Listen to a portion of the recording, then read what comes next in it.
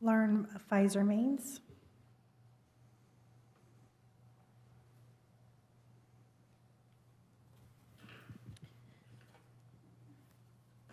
Let me get this a little closer. I know it's a little hard to hear sometimes for those at home. Good evening, Mayor and Council, and apologies as I wrote these comments rather quickly and may not be as eloquent as I may have wished. I want to briefly address Mayor Massey's adjournment remarks at the prior City Council meeting. These remarks came just 2 days after the brutal murders, the massacre of 1,400 people in Israel by Hamas terrorists. Victims included young children murdered in front of their parents who were then slaughtered. We are talking about the abduction of over 200 people, rapes, beheadings, brutal murders.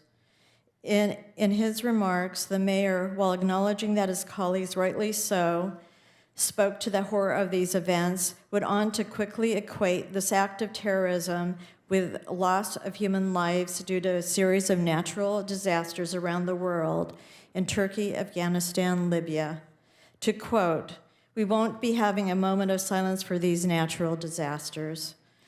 All life is precious, and the earthquakes and floods that were referred to were devastating, and I'm saddened by those losses of life as well.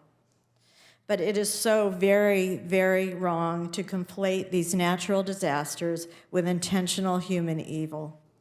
As far as the earthquake in Turkey, that was in February, so I question why bring that into the mix at this moment. We memorialized and still memorialize 9/11 and those unforgivable acts of terror without caveats. That year, thousands also died in India due to seasonal monsoons.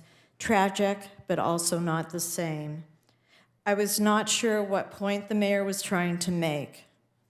Maybe he didn't realize that his remarks came off as dismissive. Knowing the mayor, I was deeply disappointed and puzzled. Better not to have waded into this at all. I appreciated Councilmember Jackson's acknowledgement and passion that he has shown. I grapple with my grief as we bury personal family and friends. They were murdered on that first night. One was at the concert with his daughter and a friend and a boyfriend. 3 out of the 4 were killed.